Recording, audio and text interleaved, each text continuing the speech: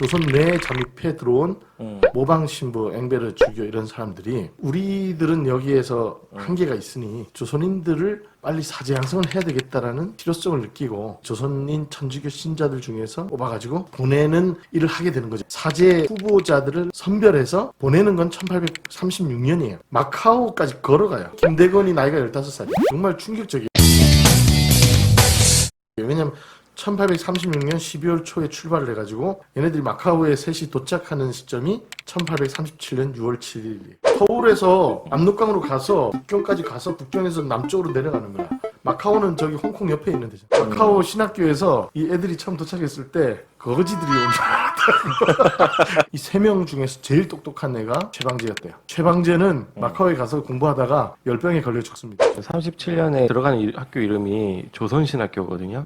김대건이 거기 마카오의 신학교에서 수학을 하고 부재 서품을 받을 때가 8년 만이에요. 그리고 9년 만에 상해에서 사제 서품을 받습니다. 15살 소년이 25살 정도 돼서 사제가 되는 거예요. 김대건 신부가 바로 당진 출신입니다. 이 동네 사람들이 절개와 이런 고집이 센 사람들이다. 이 부친도 아주 독실한 신자였습니다. 김재준 또 기해박해 때 서소문 앞에서 참수를 당합니다. 네. 아버지도. 그리고 그의 할아버지인 김택현 이분 또 나중에 순교를 합니다. 박해를 피해서 이제 어릴 때 7살 되던 해에 용인으로 이주를 합니다. 거기에서 이제 할아버지 밑에서 한문이라든가 여러 신앙을 배우게 되는 거죠. 그리고 이제 모방 신부의 눈에 띄어서 교리 공부라든가 기초 교육을 받게 되는 거죠. 그러면서 이제 최방제와 최양업 함께 마카오로 보내지게 됩니다. 아픈 전쟁이 일어납니다. 필리핀까지 또 피난을 가서 거기서 또 공부를 그리고 이제 프랑스 해군이었던 세실 제독의 통역관으로 에리곤호에 승선합니다. 그리고 마카오로 돌아옵니다. 김대건은 일단 중국말 할 줄 알았고요. 네. 라틴어 할 줄 알았고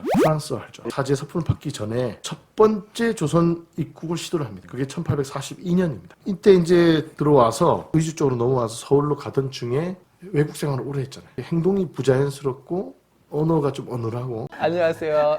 사람들이 의심을 하는 거예요. 좀 이상한 사람이다. 신변의 위협을 느끼고 1년 만에 다시 중국으로 넘어옵니다. 마카오로 다시 돌아와가지고 1844년에 부재의 서품을 받습니다. 이어 1845년에 서울에 들어와서 석관동에 집을 사가지고 신자들을 규합을 하는 거죠. 그리고 다시 배를 한 척 사서 1845년 4월에 출항을 해서 8월에 상해 김가항 성당에서 페레올 주교로부터 사제 서품을 받습니다. 드디어 우리나라 최초의 조선인 사제가 이제 탄생하는.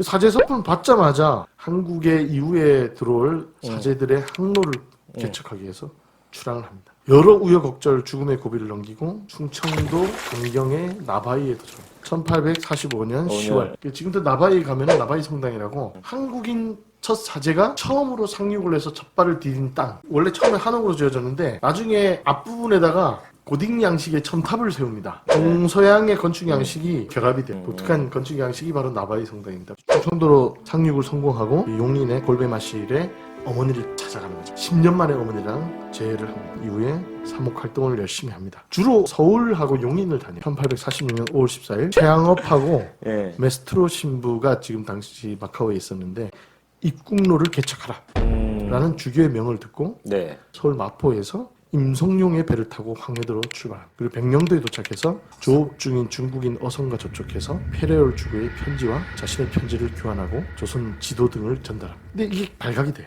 관원에게 체포돼서 발각 뒤집었습니다. 왜냐하면은 프랑스어 편지 이런 것들이 발각이 되고 조선의 지도를 그린 해로를 탐색한 지도 같은 것들 이런 게 발각이 되니까 홍진군으로 잡혀와가지고 처음에 5일 동안 신문을 봤는데 해주로 이감돼서 또 4차례 신문을 받고 그 다음에 한양으로 포도청으로 이송돼서 40차례 신문을 받는데 엄청난 고문을 당해요. 이렇게 고문을 당하는 중에도 자기는 중국 광동 사람이다. 중국 사람 행세를 합니다. 그 다음에 6번째 진술에서 마침내 조선 사람인 것을 실토합니다. 김대건이 가지고 소지하고 있었던 불어 편지라든가 조선 지도 이런 걸 봄으로써 서양과 내통하고 있는 조선인들이 있고 황사영이 계획했던 프랑스 신대를 막 끌어들이려는 이런 스파이 짓을 하고 있구나라는 걸 확인했지만 많은 당시 재판관들과 대신들이 멘붕이 옵니다. 김대건의 탁월한 외부 실력. 일부 대신들은 김대건 구명운동을 합니다. 바로 처형하는 것에 대해서 보류가 됩니다. 그 과정에서 10명 정도의 교우들이 서울에서 또 체포가 돼요. 이 사람들의 집단적 박해 사건을 일컬어서 병호 박해라고 하게 됩니다. 소식을 들은 세실 제독이 조선으로 배를 타고 옵니다. 홍성 앞바다까지 와가지고 시위를 하죠. 조선 조정에다 보낸 편지를 보내. 프랑스 선교사를 살해했고 그리고 지금 이렇게 천주교 신자들을 박해하는 이 현실에 대해서 문책하는 편지를 보내요.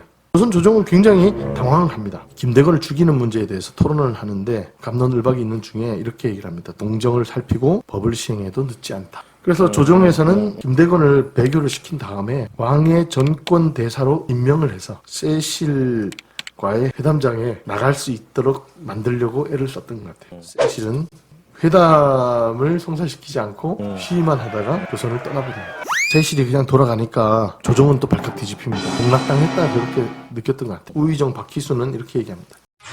김대건의 일을 국채와 경법으로 헤아려 보건대 모두 이제까지 잠시라도 숨쉬게 한 것조차 불가하다. 본국을 배반하고 외국 오랑캐를 따른 지 10년 만에 귀국하였으니 이는 나라를 배반한 역적이다. 이를 법으로 엄히 다스려 죽이지 않는다면 나라에 어찌 법이 있다 할 수 있겠는가.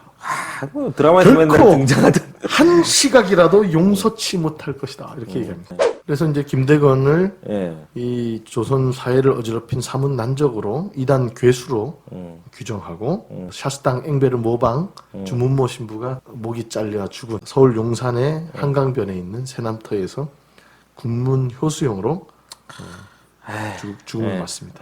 이때 죽음을 맞을 때 어머니와 이제 페레올 주교에게 보내는 회유문이라는 편지에서 김대건은 이렇게 얘기합니다.